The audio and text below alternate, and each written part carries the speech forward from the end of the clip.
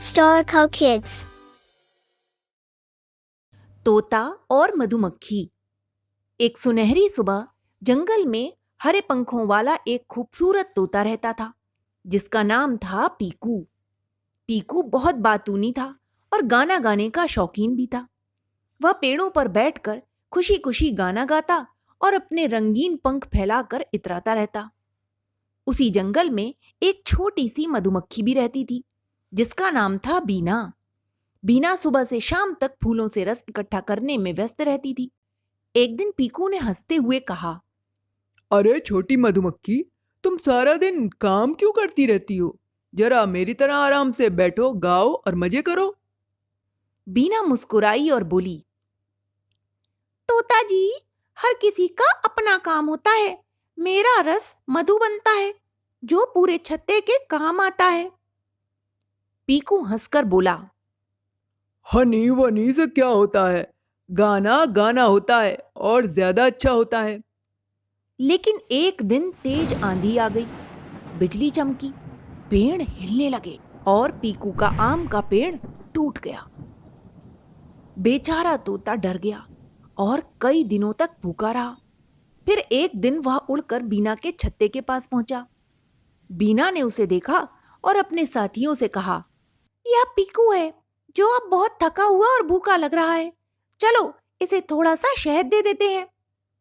मधुमक्खियों ने पीकू को प्यार से शहद पिलाया। पीकू की आंखों में कृतज्ञता झलक उठी। बीना, मैं गलत था। तुम्हारा परिश्रम ही सबसे मीठा और महत्वपूर्ण है। अब से मैं अपने गीतों में तुम्हारी मेहनत की प्रशंसा करूंगा। बीना मुस्कुराई और बोली, और मैं तुम्हारे गीतों की मधुर गूंज में अपनी भनभनाहट मिलाऊंगी।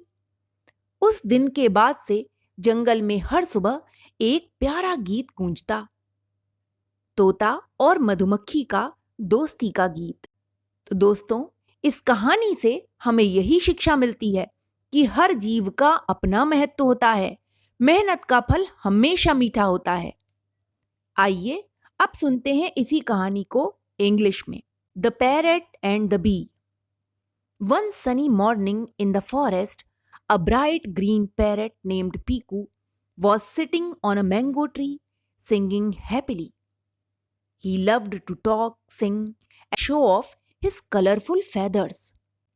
Just then, a tiny bee named Beena buzzed near him, collecting nectar from the flowers. Hey little bee, Said Piku proudly. why do you work all day? Look at me. I just sit, sing, and everyone loves me. That's nice, Mr. Parrot. But everyone has their own work. My nectar becomes honey that helps the whole hive. Piku laughed at her. Honey, honey, who cares about that? Singing is much better. But one afternoon, a strong wind began to blow. The storm shook the tree, and Piku's mango tree broke.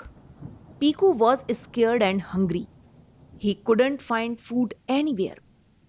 Finally, he flew near Beena's beehive. The bees welcomed him kindly and offered him a drop of sweet honey. Piku was touched. I was wrong, Beena.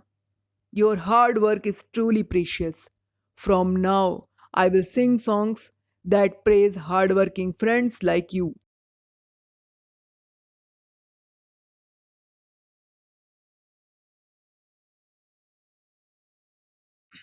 Beena buzzed happily. And I will hum along with your songs, dear Piku. From that day, the forest often echoed with a cheerful tune, the song of the parrot and the bee, celebrating friendship and hard work. Moral of the story is every creature has its own value. Hard work always shines in the end. Subscribe for more exciting stories. Thanks for watching.